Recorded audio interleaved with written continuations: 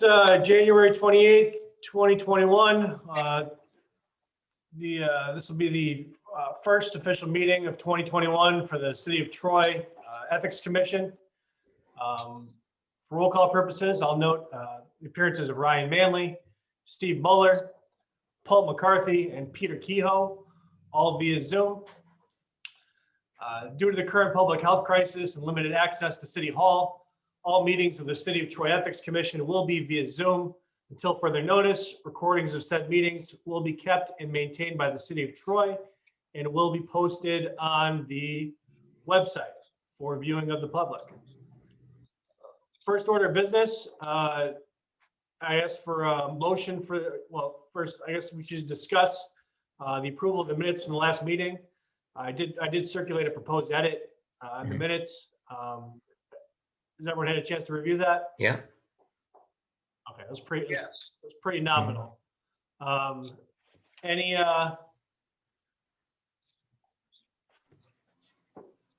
if that proposed edit's okay, do I have a motion for an approval of the minutes from the last meeting?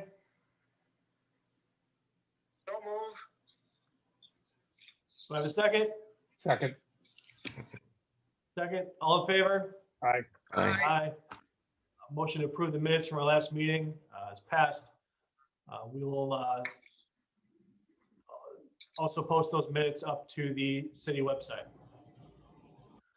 First order of business for the new year is the election of our officers, that being the chair and the secretary.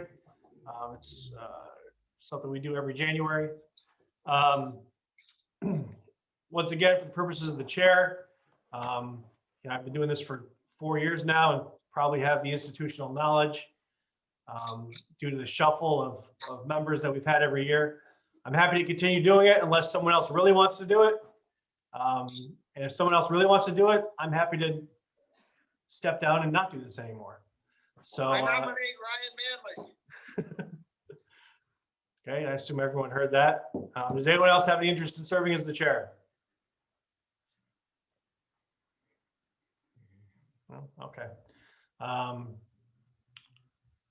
And in terms of secretary, Steve's been serving that for us for the past year. Responsibilities of the secretary are, keeping the minutes for the meeting, also just helping out in communication with the city. That because there's 4 of us, I think that even if we do appoint a new secretary or Steve continues, that we can certainly delegate tasks in terms of communication with the city. Anyone have any thoughts on the new secretary or keeping Steve on as the continuing secretary? I guess I'll let Steve speak to that. I'm fine continuing. I think it's worked out pretty well, the division of responsibilities between you and me, and very, it's not a onerous job, just the minutes and coordinating with Mara mostly. Okay. I'm willing to serve again. I think Steve's done a great job. I would nominate Steve for the position. I think Steve's done a great job too. All right, I'll make someone else want to do Paul or Peter want to make a motion to approve reapprove the chair and secretary for 2021? Yeah, I move that we cast one vote for the Ryan Manley as chair and Steve Muller as secretary. Okay. I'll second that motion. All in favor? Aye. Aye. Steve, looks like it's you and me again. It's a good team. All right. I do have meetings scheduled next. I think we can do that last probably in terms of picking out our meetings for the rest of the year. As we know, we do meet quarterly, but we could save that towards the end. Annual report within 60 days of the end of the year, we're responsible for filing an annual report with the City of Troy and the City Council. I'm working on a draft of that as we speak. We still have another 30 days to submit it. I'm hoping to get a draft out to everybody as soon as possible for circulation and for us to talk about and approve. The annual report basically is a report of the business we conducted last year, any ethics complaints that we responded to, any advisory opinions that we responded to, who attended the meetings, Also, any recommendations we have for the city with regards to the ethics code or the business of the commission, any recommendations with regards to trainings, also the annual disclosures, and also the status of our commission being, empty vacancies. So, as we kind of work through our open issues, I felt as though today was a good day to talk about our open issues that are all relevant to what's going to be contained in our report, because a lot of our open issues have actually carried over from our last meeting in November, and we do have updates with regards to those. So the annual report would definitely give us a current state of affairs for everybody.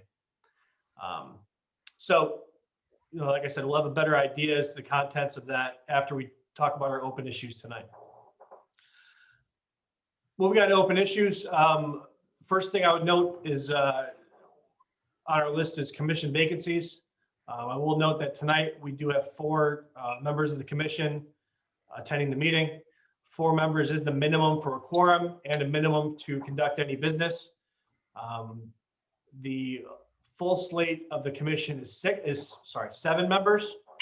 As we've discussed and as appeared in previous reports and minutes of our commission, this has kind of been a revolving door in terms of people either moving out of the city, choosing not to renew, or also taking jobs to which they are not allowed to serve on the commission with the city. Currently, our vacancies are 1 with the council majority. They have a vacancy on this commission. The council minority has a vacancy on the commission. And also the mayor's office has a vacancy on the commission. I spoke with the city clerk, Mara, today about that, just to kind of give her a heads up as to, hey, this is the status of where we are. She suggested that we reach out to Ken, Carmela, and Mayor Madden, maybe all in the same email, just to let them know, hey, we need some more members. If someone would like to take that up, I'll kind of leave it open to everybody. I guess I could do it as secretary. Okay.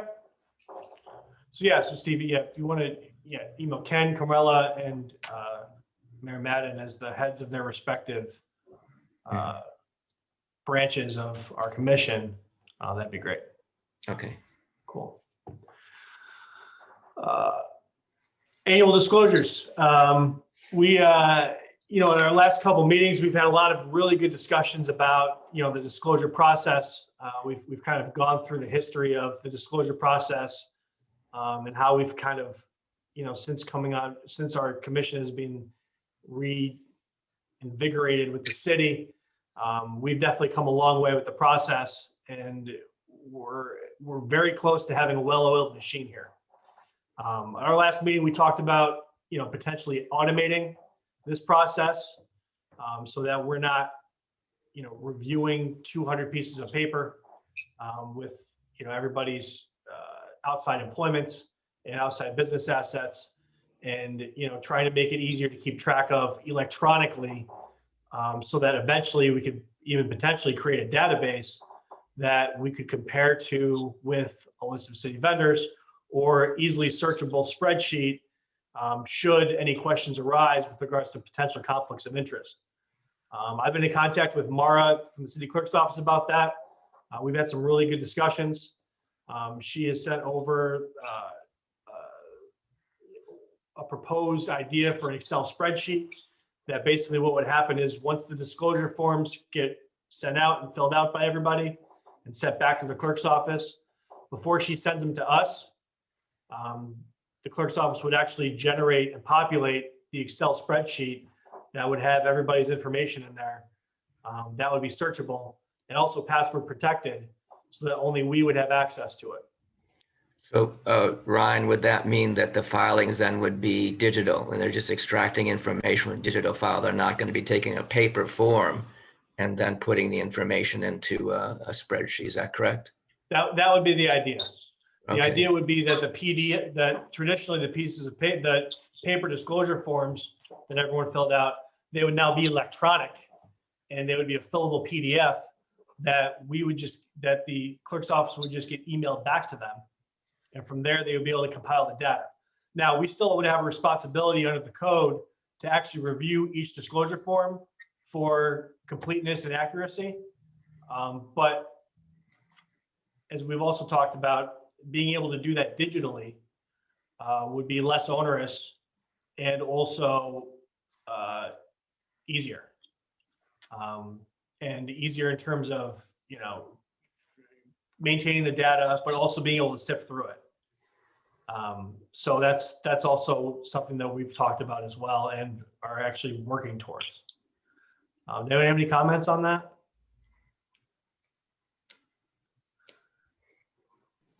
I would just say that I think it's great that we're moving in that direction. I think it's going to make it, more efficient for us, easier to do, to fulfill our duties and, to find potential conflicts. So I think it's great that they're making an effort to help us do that. Yeah, I agree. Along those lines, with regards to the disclosure form, I passed around to you guys, and Peter, I just emailed it a little while ago to you because it kind of got lost in the shuffle. There's a new disclosure form that Mara and I have been working on. As we noted, one of the, when reviewing these forms, the biggest thing that stood out was that, there were some empty responses, but it was very clear to us in reviewing these forms that the empty responses are simply not applicables, or the answer is no, but the form requires people to actually write that in the space. So the proposed form would, not only would you have the ability to write in the space, but there would also be a big checkbox that's very clear on the form for each question that says, if this is not applicable to you, please check this box. I think that will also curb the amount of empty spaces on the form that people just assume that don't apply to them. They don't have to fill it out. This will have a checkbox, right there for people to check if it doesn't apply to them. And that's also, in line with what we talked about previously with regards to the forms.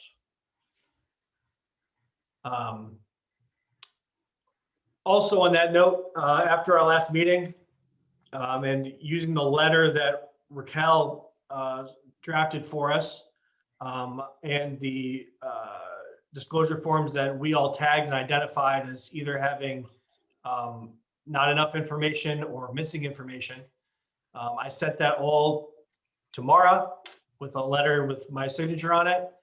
She then turned that around very quickly to those who were missing information. And out of 1, 2, 3, 4, 5, 6, 7, 8, 9, 10, 11, 12, 13, 14, 15, out of 15 forms that were incomplete, we're now just down to 2, which I think is great. So we're waiting on 2 incomplete forms. And out of any of the forms that were missing, I actually just got another update. We're down to just 1. So I'm happy to continue to follow up with Mara and these. We're down to 3 individuals, which is long. Lots of progress from where these forms used to be in terms of missing forms. Okay, so Brian, remind me, when do the forms go out for 2021? They go out in May. They don't go out until May. Okay. Yeah. All right. So, this way we have 2020 firmed up, if or when we get audited and someone takes a look at 2020, we could show that all these forms were completed, they're all filled out properly, and we have them all. So, we're just missing 3 at this point, and then the new cycle will start again in the spring.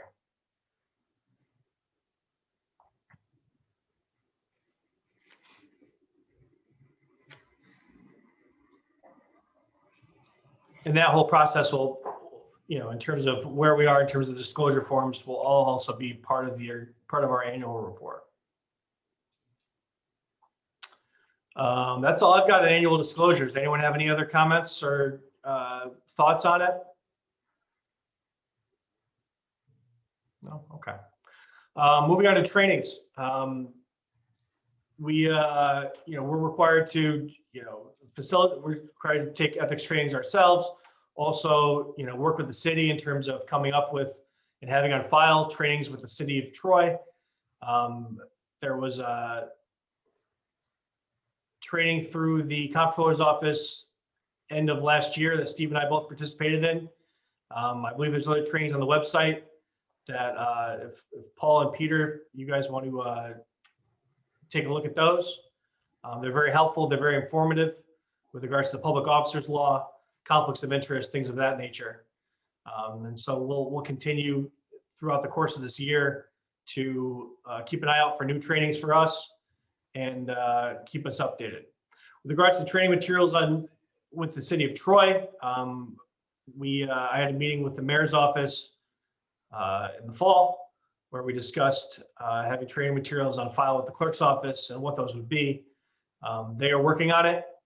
Also, I spoke to Mara at the clerk's office this week. She indicated to me that she'd be reaching back out to the mayor's office as well, and that we should have something put together soon that will be available. And that when the idea would be when the disclosure forms go out, we also then let everyone know, hey, these are the training materials that are available, and this is where they're kept and can be reviewed. Anyone have any comments on that? Okay, easy enough. Any other open issues that you guys can think of that maybe I got one, sorry. I also emailed you guys a list of the list received from the clerk's office today regarding the list of people that are required to fill out annual disclosure forms, being the decision makers and officers for the city of Troy and also the various committees. The clerk's office indicates to me it's a comprehensive list. It includes everybody, and that she just requires our approval. So do I have a motion to approve the list of annual disclosure required participants for the city of Troy? I so move. Second? I'll second that. All in favor? Aye. Aye. All right, motion passes. The list is accepted. I'll forward that list back to Maura and let her know that the list is good and for when she wants to send the annual disclosure forms out. All right, any other open issues? Anything else anyone has before we get to picking our schedule for the year? Well, the only thing, I would say, and I think I raised this before, Ryan, is that we do have this open issue with Sue Steele. We don't really know what happened. She asked for advisory opinion. We provided one, and it appears as if she ignored it.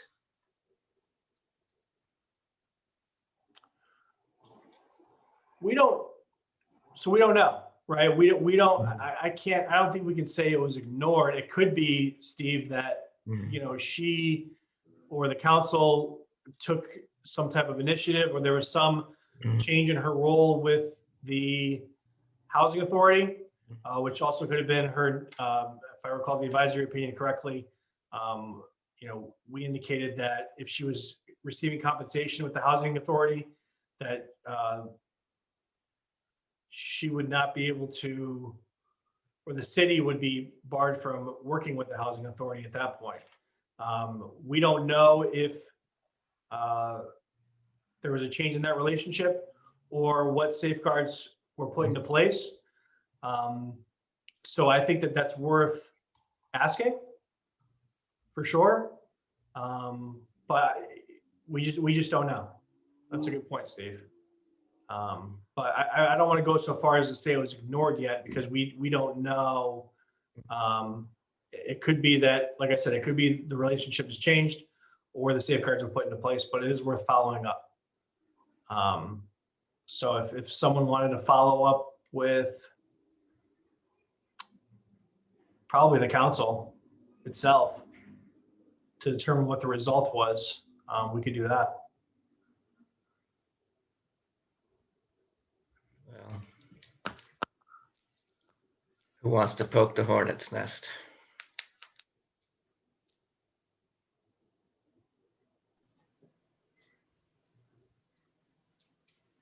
So I don't think I was on when the issue No. was discussed.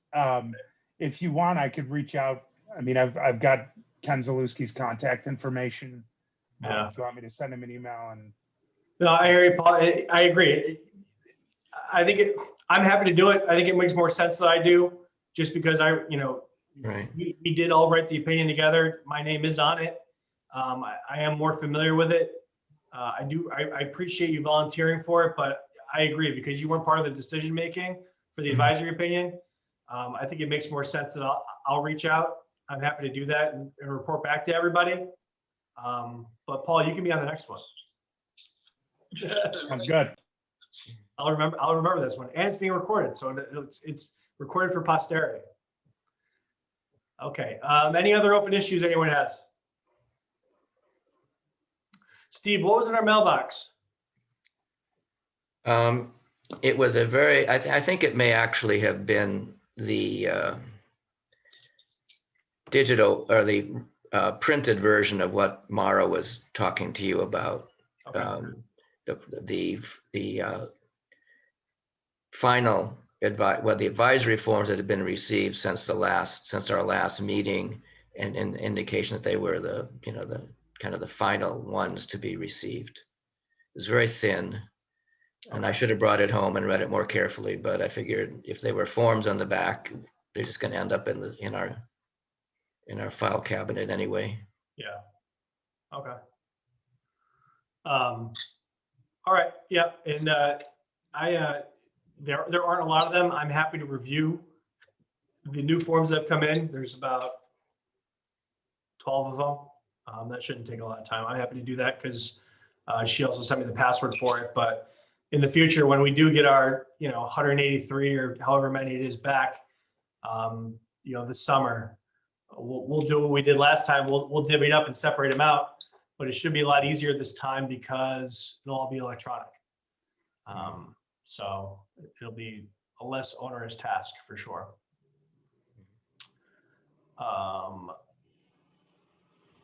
I would note, I'm not in receipt of any, and there are C-check mailbox. There's no current or pending ethics complaints, no requests for advisory opinions. So none of those for us to discuss here at today's meeting. Anyone have anything else before we talk about the schedule for the year? Okay. All right, so we meet once a quarter.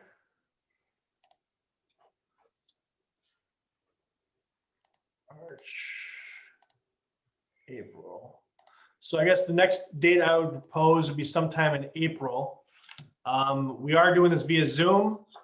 Typically we meet on Thursdays. I don't know what the status of City Hall will be by April. Hopefully, the world will be in a better place, but who knows? I'm happy to keep it on Thursdays at 6 o'clock. How do you guys look for either, say, the 8th or the 15th?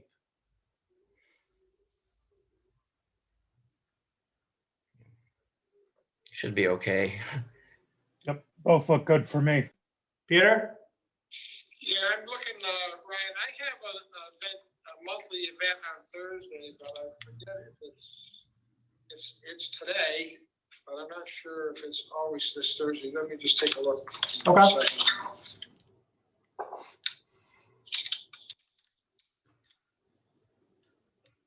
Yeah, I think it is usually the fourth Thursday. So are we meeting, we're not necessarily wed to a particular Thursday in the quarter, right? Nope. So, yeah, so if we could do it the first or second Thursday of the quarter, we'll avoid that. How about April 8th? Good for me. Okay, April 8th it is.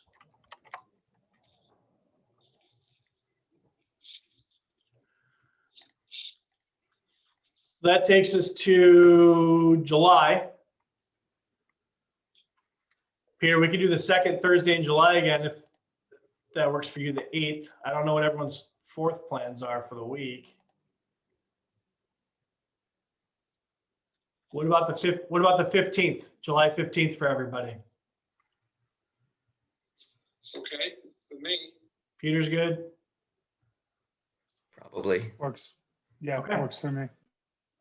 These are, of course, subject to change. If we need to have a meeting in between for any pending issues, anything like that, we'll do it. If we have to move it, we have to move it depending on numbers.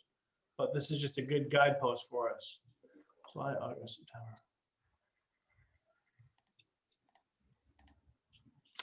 So then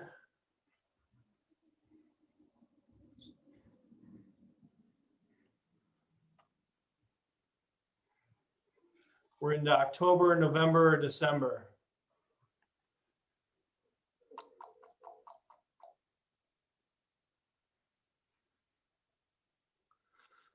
What if we did Thursday, November 11th?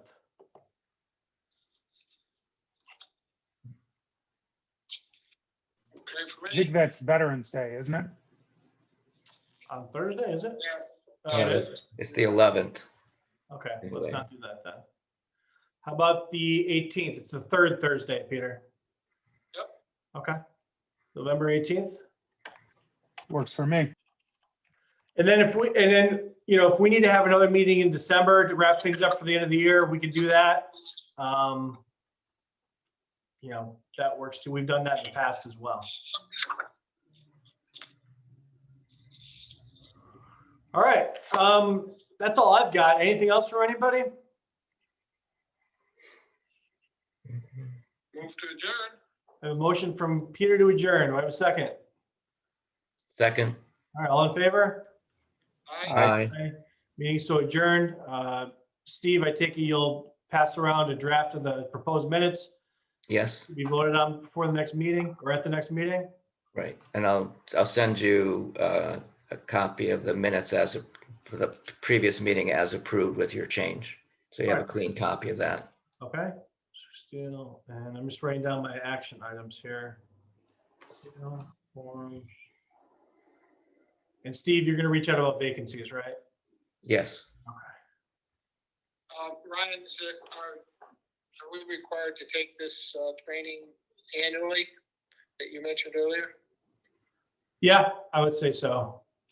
And we can find that on the comptroller's website? Yep. Okay. Yep, we're on the comptroller's website. If you have any trouble, let me know. All right, that's ethics training for all public employees, right? Yes. Okay. But they also have some stuff there specific. Steve, correct me.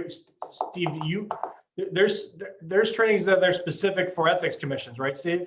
I believe so. I think so. Recall that was the case. All right. I haven't looked at it since the last time I did it, Mhm. which was last quarter. So I'll do it again this quarter as well, just as a re-up.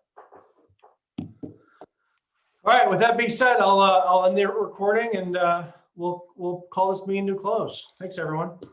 Okay, thank you. Take care, everyone.